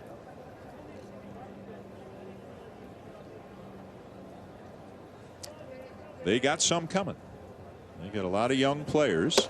I think Oriole fans, though, were a little disappointed that there weren't some bigger splashes. They made some moves, but they weren't big splashes. And you kind of got to splash in the American League East if you're going to compete, although the Tampa Bay Rays have found a way to do it without making many big splashes over the years. But the division is just so competitive. Yeah, it is very competitive. And I think the Orioles did the right thing. I don't know that they're ready to make that next big jump. You know, you're waiting on Grayson Rodriguez, a big pitching prospect, D.L. Hall, another pitching prospect. They're waiting on to see just what they have in those guys. Chopper left side. Chapman cutting in front of Bichette. And Jimmy Garcia has himself a 3-up, 3-down inning. 7th inning stretch here in Dunedin.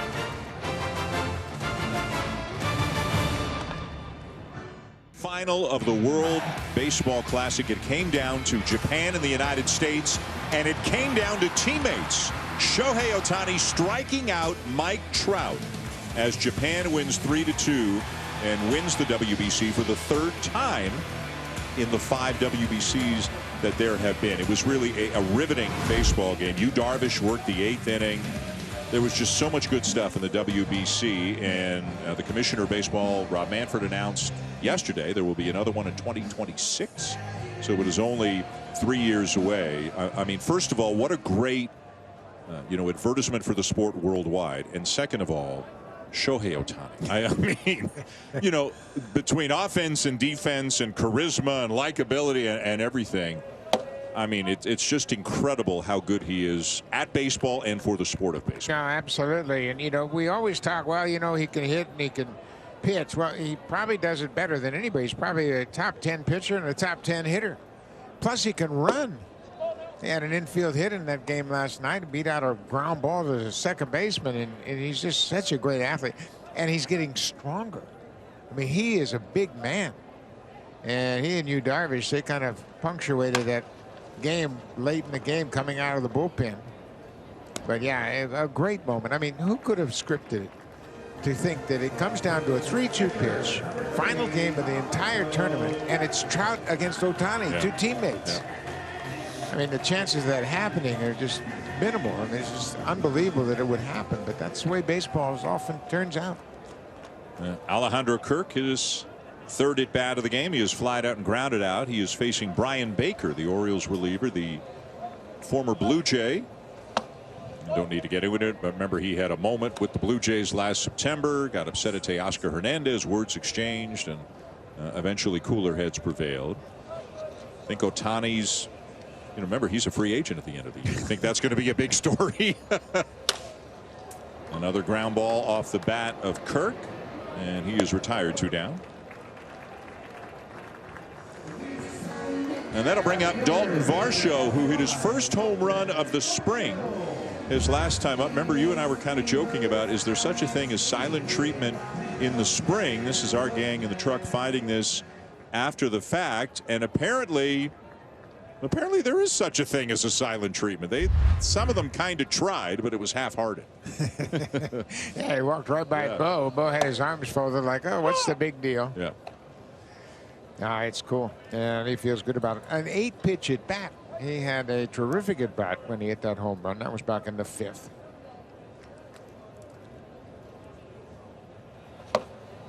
Swing and a miss, and it is 0-2.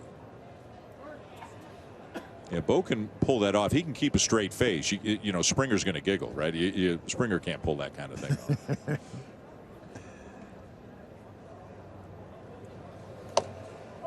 You know, you see conversations like Kiermaier and Bo, they're in the dugout, and that has been consistent all spring long. Players talking to pitchers, pitchers talking to other pitchers, coaches talking to players. There's a lot going on.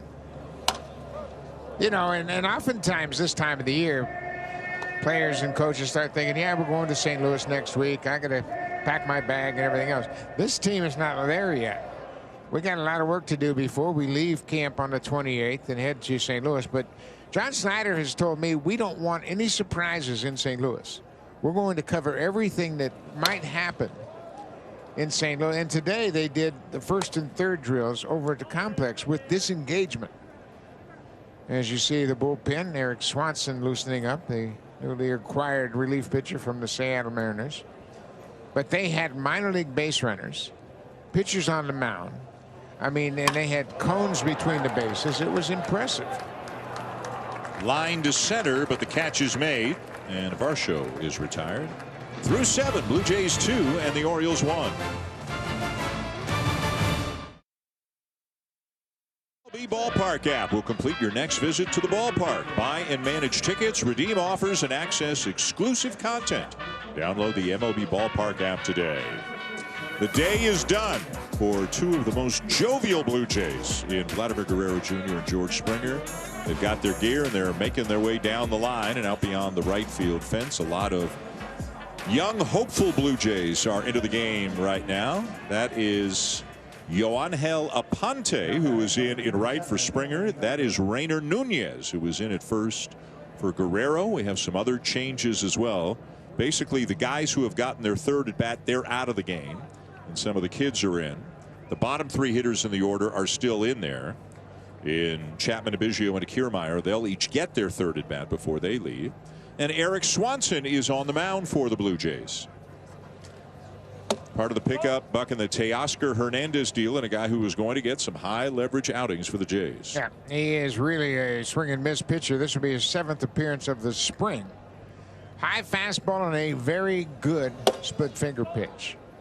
I talked to Rob Brandley, who's behind the plate, about Swanson. I said, who has impressed you so far this spring? He said, well, I'm getting used to an entire cast of new pitchers, but Swanson, he can pitch up in the zone, which means he can throw fastballs up in the zone very effectively, and there's another one.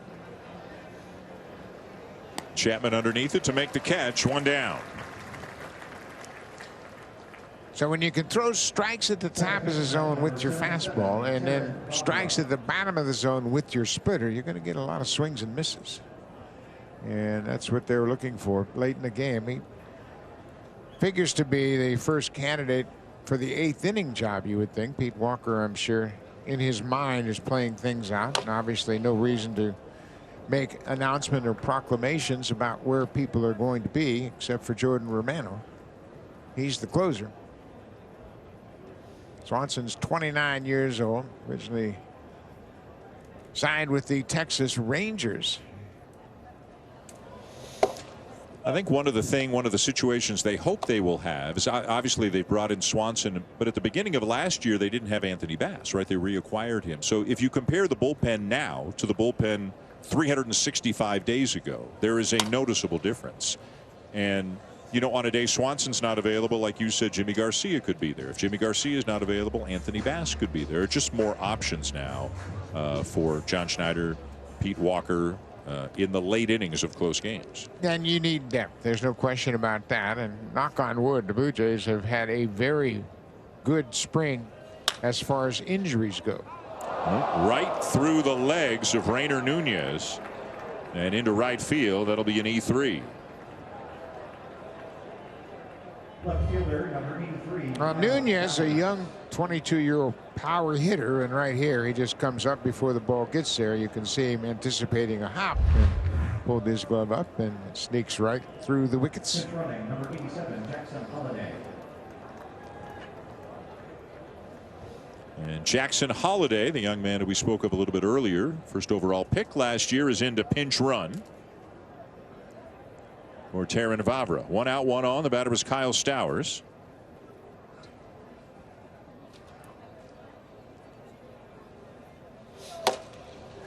You know, Dan, I am old.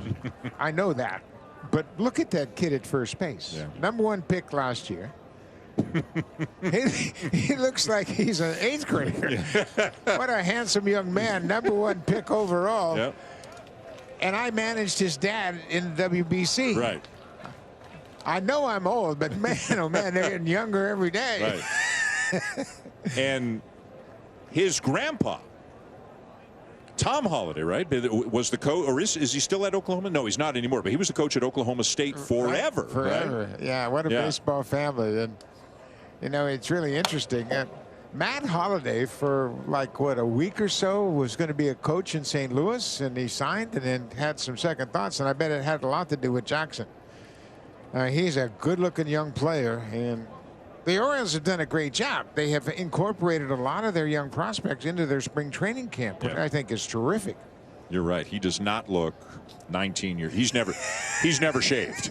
He might be able to hit, but he doesn't know how to shave.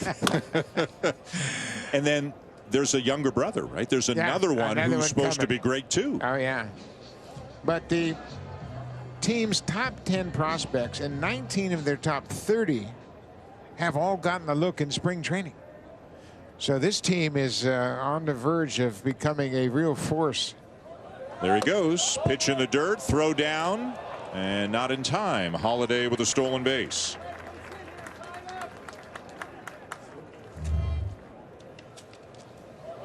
Well, he can run. He puts his head down and slides in safely. He's in position representing the tying run in this game.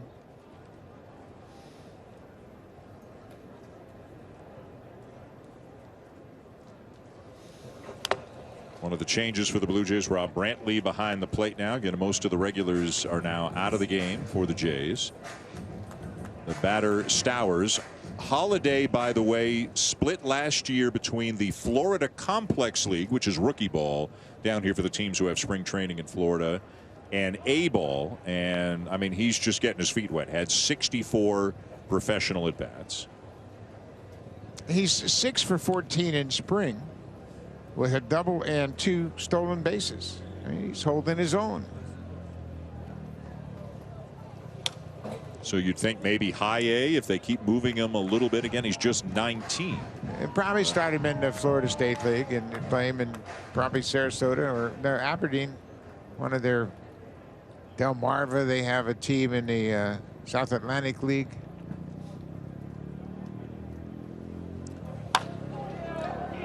And here's a base hit into center field for Stowers.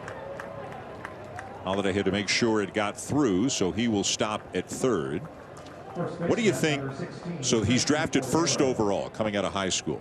What do you think Jackson Holiday hit in his senior year in high school? Oh, probably 650. 685. Oh, yeah. I mean, his whole family is baseball. It has been forever. Yeah. But yeah, his dad was on the World Baseball team, Team USA in 2006, just getting started in his career. Mm-hmm. And now here his son is, first overall pick. So first and third with 1 out, 2-1 Blue Jays in the 8th. And Franchi Cordero is the batter, 0 for 3. Zach Pop is now up in the bullpen for the Blue Jays.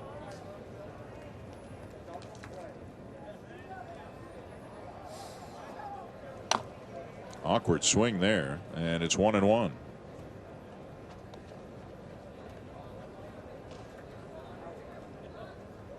Cordero, he's had a rough day. A couple of changeups he struck out on against Barrios, and then Mesa got him to ground out to third.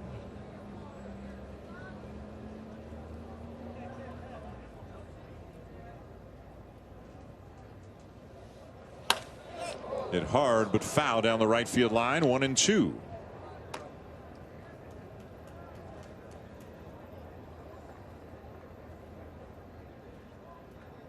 Remember, a little bit more time with a runner or runners on base. The pitch clock is 20 with anybody on base, 15 when the bases are empty.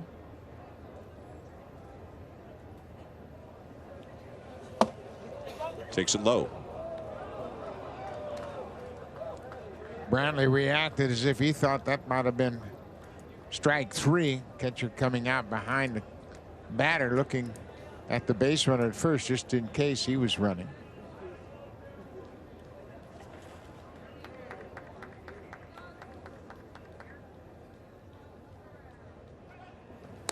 And Brantley, I would imagine, figures to be at Buffalo and a veteran catcher who's been around a long time. He's got some time in the major leagues, but an important job as a mentor to young pitchers who are hoping to make that last step to the big leagues. He's had a great spring, hitting .438 with the bat. Never known as an offensive catcher, but he's been terrific in his knowledge of this pitching staff. He's worked hard to get up to speed on all these pitchers, but you're right, he's the guy that's probably going to be first up if there's something happens to either one of the 2 catchers, Jansen or Kirk. Yeah, Varsho is in an emergency only behind the plate. Brantley figures to be next man up. So that's 2 throws over, right, in this at bat. Yep. I think it's first time all spring I've seen a pitcher throw twice over. So now Swanson cannot throw over again. If he doesn't get him, it's a balk. If he throws over again, he's got to get him. So the runner goes, and the pitch is sent down the left field line, but out of play. So this is a part of the new rules and part of the strategy. When you go over there the second time, it's a bit of a situation. This might be by design. They worked on this morning at the complex, and they might have asked him to throw twice just so they get into this situation so they can see it firsthand here in a regular spring game. Now Brantley, he's going to call the pitch, and he also has already called the defense. Runner again goes, and it's popped up back of the plate. Brantley trying to find it, and he will. Makes a nice play over by the screen for the second out. Let's go to Hazel. Dan, John Schneider told me that Rob Brantley's been around long enough to where he understands what he needs to do to be a key contributor to this ball club. I love the way he works, the way he communicates. His actual physical skills, he said, speak for themselves. I really like the way he catches left-handed hitters. Now, just kind of a veteran presence there behind the plate. Schneider said he's been very pleased with what he's done so far with this staff while Alejandro Kirk has been away. Guys. Hazel, thank you. Yeah, a guy we're probably going to hear more about. Made a nice play there for the second out. John Schneider is out to the mound, and a pitching change as Zach Pop will be coming in. When you smile, I have template. On Monday, April the 24th, we'll receive a Jordan Romano, Danny Jansen bobblehead, modeled after their signature postgame handshake. You will definitely want to add this unique bobblehead to your collection. Visit BlueJays.com/tickets now. That's exactly what I was talking about earlier. Yep. The dramatic bobbleheads, and they can capture some moments that we see frequently on the field during the regular season. And by the way, I think we might see Mr. Romano in the 9th inning today. First, though, we will see Zach Pop, the native of Brampton, Ontario. Well, and Zach Pop's got a terrific sinking fastball.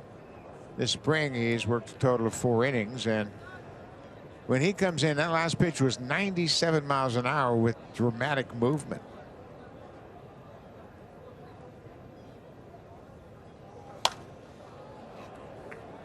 And 96. Yep. Good stuff. And that's what he is now. And, you know, he's had a slider. He's thrown a few sliders in the past, but I think in this situation right here, you just want to go with your best stuff, trying to protect a 1-run lead.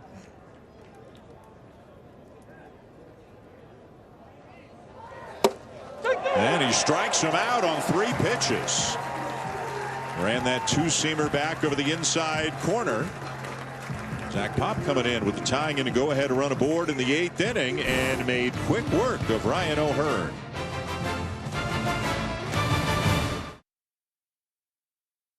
The Blue Jays is tomorrow afternoon. They'll make about a 2.5-hour trip down the coast to Fort Myers to take on the Twins. You can see the game here on Sportsnet. I think, as most fans know, that will be the Twins broadcast of the game tomorrow. But we will be back to have games for you here in Dunedin Friday night and Saturday night as the Blue Jays get closer to the end of spring training. We go to the bottom of the 8th with the Blue Jays still leading the Orioles 2-1. This is Mike Baumann coming on. You see his numbers from a year ago. And because John Schneider wanted to get the bottom third of the order, that third at bat, Matt Chapman, Kevin Biggio, and we believe Kevin Kiermaier are still going to come up. Blue Jays have not had a lot of traffic, as they say. They've had 2 solo home runs for their 2 runs today. They've only got 3 hits on the day. And make it 4 as Chapman lines it off the wall and right. He is thinking 2, and he is in there in a slide. Well, Matt Chapman does a terrific job of hustling around first and getting the leadoff double. Boy, he stays on this pitch very well. It's away from him, and he hits it off the top of the fence in right. He's got a chance to go out. But once he recognizes that it's not going out, he turns on the jets and gets himself into scoring position. A key play in the bottom of the 8th inning, a leadoff double from your number 7 hitter.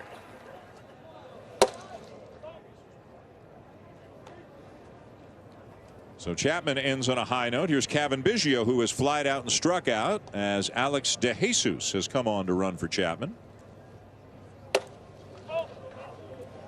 I know it's spring training, but John Snyder is looking at this at bat right here. Cavan Biggio needs to move the runner from second to third at a minimum. He wants these games played like they're regular season games from this point forward. Even though it's spring training, even though it's a veteran like Biggio, he's been around a while, he still wants to see him execute. Fly ball to right field. This should get it done. That is Heston Kierstad setting up underneath it for the Orioles. The throw to third hits the runner. So DeJesus will advance. Cavan gets the job done.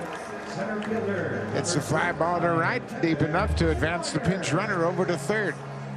And these are things that you're going to have to do in St. Louis against the Cardinals, that opening series. Take advantage of the leadoff double. DeJesus goes back and tags a strong throw by Kierstead from right field. It hits the runner in the back. But he's in there safely. Now the infield is drawn in, and here's Kiermaier with an opportunity. Blue Jays up 2-1, bottom 8, infield in with a 1 out, and DeJesus the runner at third. Kiermaier trying to get something to the outfield to score him as he takes ball 2.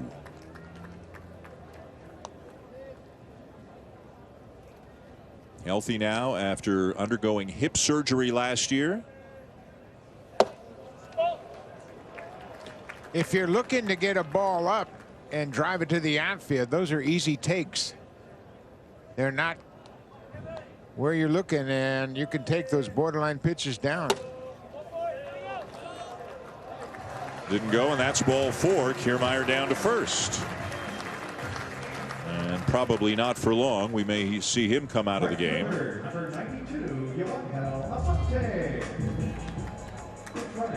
He gets a 3-0 pitch, checks his swing, didn't go close to swinging, and he'll work the walk. Good at bat by Kiermaier.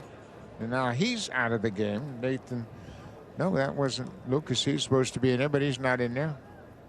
Stuart Baroa is into the game to run, and running right away. And that is what Stuart Baroa does. Stole 47 bases in the minors last year, low in the minors, off on the first pitch and no throw.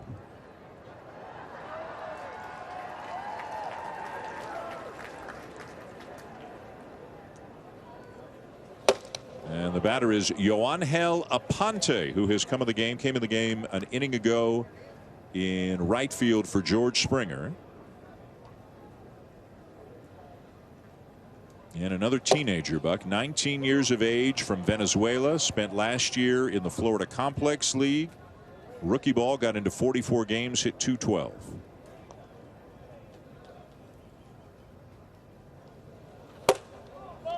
Now another great opportunity for a youngster to get a little bit of exposure, get a little taste of what it's like to play in a spring training game with the big league team. And swings through it for out number 2. Number 29, Luis de los Santos. So now Baumann will face Luis de los Santos, who has gotten some fairly regular time coming in late in games. He's a little bit older, 24, from the Dominican Republic, and played last year both at AA and AAA, almost all of it at AA. You see the numbers. He's been in 9 big league games now. He's got 3 hits.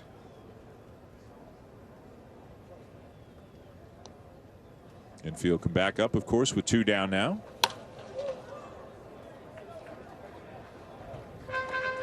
And it will be Jordan Romano to work the 9th.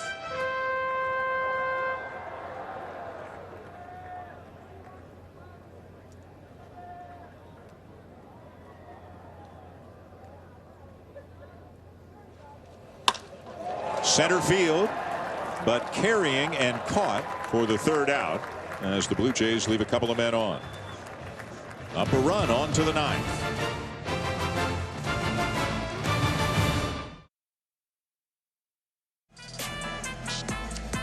Well, who needs a cottage when you can escape to Park Social for a one-of-a-kind ballpark experience? Located in the 500 level, Park Social is a park within the park for fans of all ages. This colorful space is coming together in anticipation of having it filled with the best fans in baseball soon. Visit BlueJays.com/outfield district right now for tickets. One of the major changes, all kinds of new social spaces in the outfield. And a lot of them, if you get a seat close to the Blue Jay bullpen and it's a close game late, you'll be able to kind of hang out right over the bullpen and watch Jordan Romano warm up. And Jordan Romano, he has pitched in 6 games before this outing this afternoon, and he has been good all spring long. Throwing hard, he came down in great shape, ready to go. 5 2/3 in total. He's allowed just 3 hits, and he jumps ahead of the first batter, Heston Kjerstad. Another one of the Orioles, they hope, rising young stars, a 2nd overall pick in 2020. And last year split the season between A-ball and high A. Did much better at A-ball. The numbers cooled off quite a bit at high A, but overall hit .309, 5 home runs, and 243 at-bats. Otto Lopez is into the game, and looks like he'll just get a half inning of work defensively unless the Orioles come back. But this is his first appearance back with the Blue Jays since leaving Team Canada, the WBC, as Romano makes quick work of Kjerstad. Wipeout slider. They don't throw like that in the minor leagues, and Romano's got one of the best sliders in baseball, and he throws it down inside underneath the hands of the hitter. And Romano is ready to go. He is focused and been throwing great all spring long. Now Ryan McKenna, the center fielder, lifts one into center field. Stuart Baroa is there, 2 down. This copyrighted telecast is presented by authority of Rogers Blue Jays Baseball Partnership and may not be reproduced or retransmitted in any form, and the accounts and descriptions of this game may not be disseminated without the express written consent of Rogers Blue Jays Baseball Partnership. Spectacular day. The weather's great the next few days. Heading into the final week of spring training, the Blue Jays open up the season 1 week basically from right about now. It's 4 o'clock Eastern, 1 week from tomorrow, 8 days from now, when they open up in St. Louis against the Cardinals. Good way to get the season started. A good test right out of the chute. Yeah, it'll be a good road trip with St. Louis, Kansas City, and the Angels out in Anaheim. Good way to start.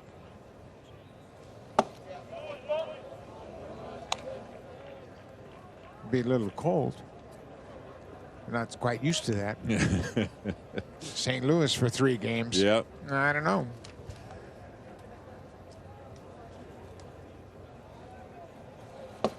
Two and two, the count on Lester. As the Blue Jays are now a strike away. Got early home runs from Bo Bichette, Dalton Varsho. A nice outing from Jose Barrios, and some really good work out of the bullpen. Meza, Garcia, Swanson, Pop, and now Romano trying to finish it off. And past a diving Lopez into right field for a base hit.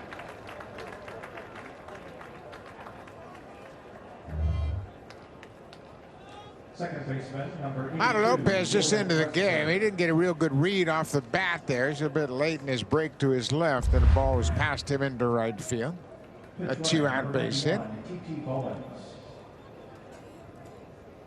And a pinch runner coming on for the Orioles. It'll be T.T. Bowens.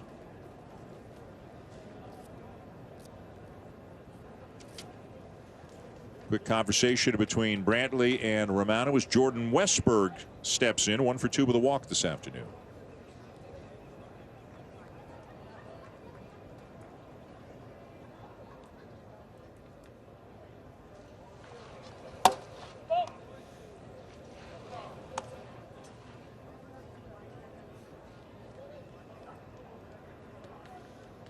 By the way, Friday and Saturday, the 2 games we'll have for you Friday and Saturday evenings, it looks like it'll be Alek Manoah and Kevin Gausman on the mound in those 2. Yusei Kikuchi will start tomorrow down in Fort Myers. There's a fly ball to center, and that is your ball game. Romano will finish it off. Some good signs today, especially on the pitching side of things for the Blue Jays as they beat the Orioles 2-1 in a game that took just 2 hours and 10 minutes to play. Yeah, and the starter, Jose Barrios, he had a good outing. He went 5+2 batters through 77 pitches. Meza came in through 13 pitches. Garcia had an inning, 13 pitches. Swanson, 21 pitches. And how about Zach Pop recording a strikeout on just 3 pitches? And then Jordan Romano, he kind of punctuated a very good day for the Blue Jays pitching staff. So lots of fun here on a beautiful day at the ballpark as the Blue Jays beat the Orioles 2-1 this afternoon. Again, you can see them via the Twins telecast tomorrow afternoon, and then we'll be back for more action. We'll have the games for you Friday and Saturday evenings, both games starting at 6 o'clock. And opening day, a reminder, 1 week from tomorrow from St. Louis. It is getting closer and closer. 2-1 Blue Jays over the Orioles today. For Buck Martinez, Hazel Bay, and our crew, I'm Dan Schulman. Thanks as always for watching.